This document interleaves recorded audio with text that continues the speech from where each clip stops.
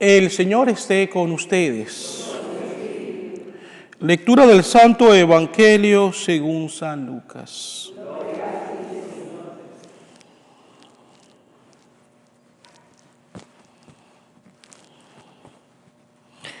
En aquel tiempo se acercaban los publicanos y los pecadores para escucharlo, por lo cual los fariseos y los escribas murmuraban entre sí: Este recibe a los pecadores y come con ellos. Jesús les dijo entonces esta parábola. Un hombre tenía 2 hijos, y el menor de ellos le dijo a su padre: Padre, dame la parte de la herencia que me toca. Y él les repartió los bienes. No muchos días después, el hijo menor, juntando todo lo suyo, se fue a un país lejano y allá derrochó su fortuna, viviendo de una manera disoluta. Después de malgastarlo todo, sobrevino en aquella región una gran hambre y él empezó a padecer necesidad. Entonces fue a pedirle trabajo a un habitante de aquel país, el cual lo mandó a sus campos a cuidar cerdos.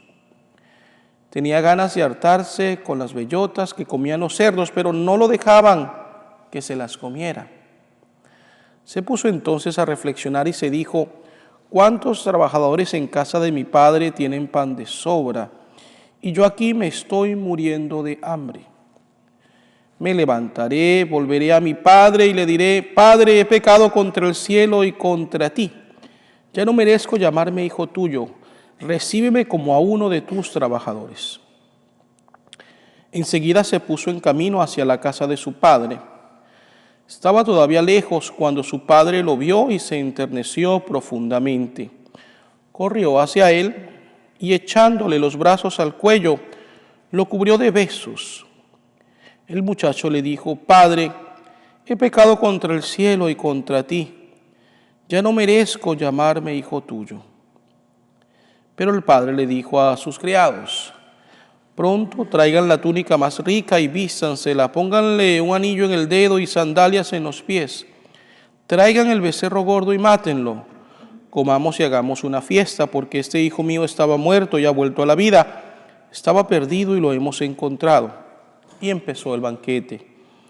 El hijo mayor estaba en el campo, y al volver, cuando se acercó a la casa, oyó la música y los cantos. Entonces llamó a uno de los criados y le preguntó qué pasaba. Este le contestó: Tu hermano ha regresado, y tu padre mandó matar el becerro gordo por haberlo recobrado sano y salvo. El hermano mayor se enojó y no quería entrar. Salió entonces el padre y le rogó que entrara, pero él replicó: Hace tanto tiempo que te sirvo sin desobedecer jamás una orden tuya, y tú no me has dado nunca ni un cabrito para comérmelo con mis amigos. Pero eso sí, viene ese hijo tuyo que despilfarró tus bienes con malas mujeres, y tú mandas matar el becerro gordo. El padre repuso: Hijo, tú siempre estás conmigo y todo lo mío es tuyo, pero era necesario hacer fiesta y regocijarnos, porque este hermano tuyo estaba muerto y ha vuelto a la vida. Estaba perdido y lo hemos encontrado. Palabra del Señor.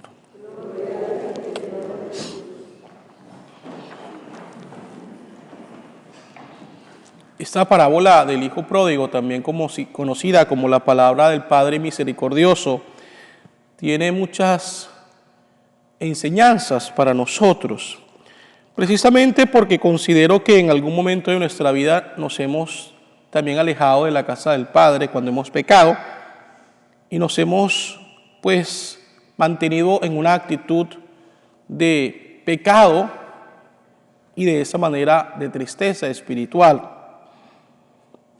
Fíjense que siempre me gusta resaltar el hecho de que el hijo pide algo que realmente no merece, porque su padre estaba vivo y no había caso de que él pidiera una herencia, siendo que la herencia por lo general se recibe cuando el padre fallece. El padre muestra una actitud de mucha humildad y en medio de su dolor, sabiendo a lo que seguramente el hijo se iba a enfrentar, él le concede la parte de la herencia.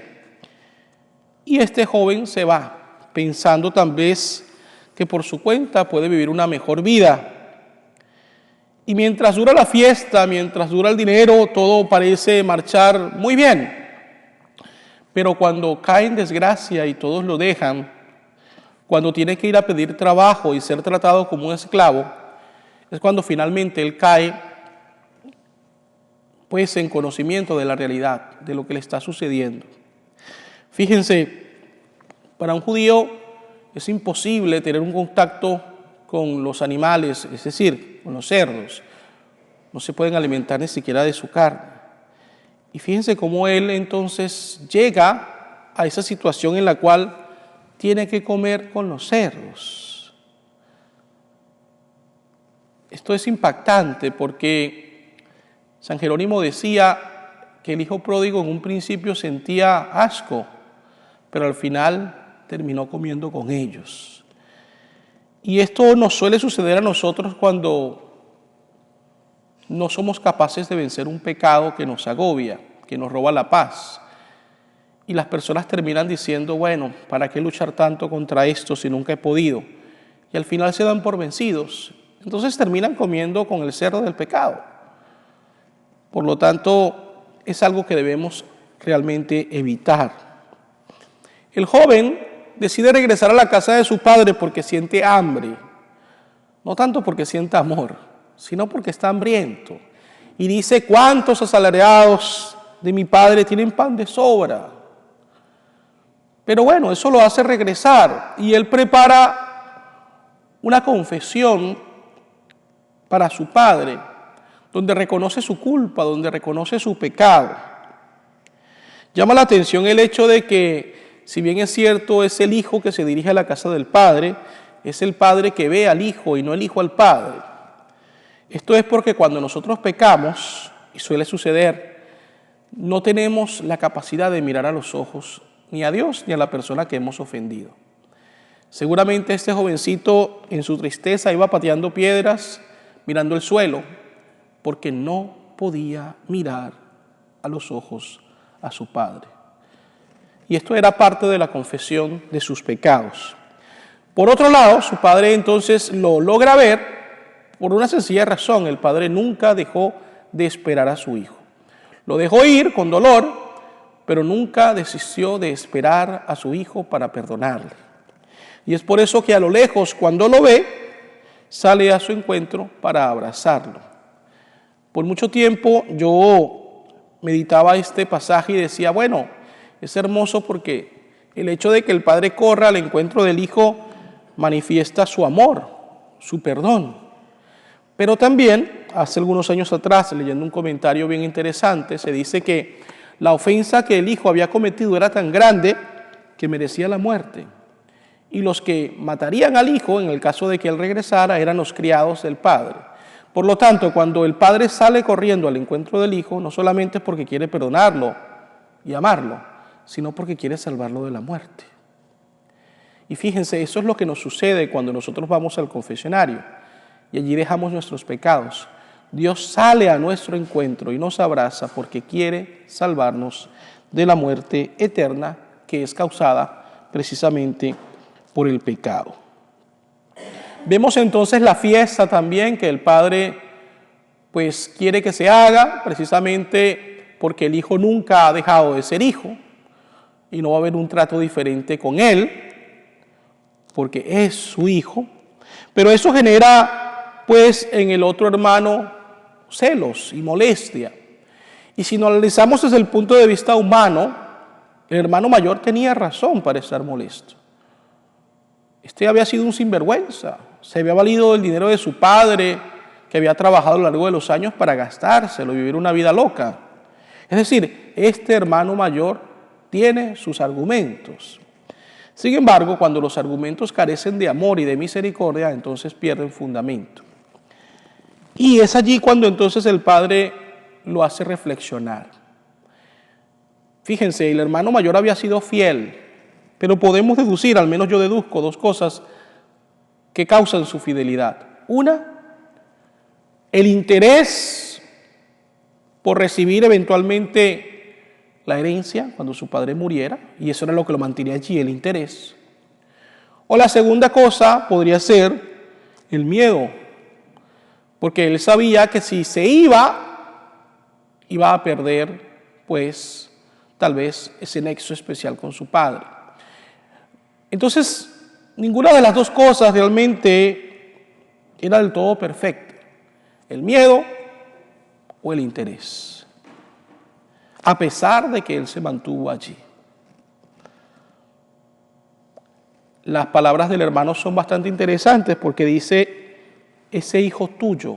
Es decir, él se quiere desligar de su hermano, pero el padre le dice, ese hermano tuyo estaba muerto y ha vuelto a la vida. Estaba perdido y lo hemos encontrado. La actitud del padre es una actitud de afabilidad, una actitud de hermandad, una actitud en la cual él quiere hacerle ver a este hermano mayor de que sigue siendo su hermano, independientemente de su error, de su pecado, al igual que sigue siendo hijo del Padre. Bueno, sería bonito de que nos pusiéramos a pensar cómo nosotros nos hemos alejado de la casa de Dios en alguna ocasión de nuestra vida, si hemos decidido regresar por nuestras propias fuerzas, o si hemos tomado tal vez la actitud del hermano cuando hemos visto que otra persona, después de estar mucho tiempo alejado de Dios, se ha acercado. Algo que hay que recordar, queridos hermanos y hermanas, y yo siempre lo repito, es que no podemos expropiar a nadie de la salvación. Por más pecado que hayamos cometido o hayan cometido otras personas, nunca podemos dejar de pensar o de creer que Dios puede ofrecer salvación a estas personas, simplemente por el hecho de que todos hemos sido creados por Dios y a todos Dios nos ama.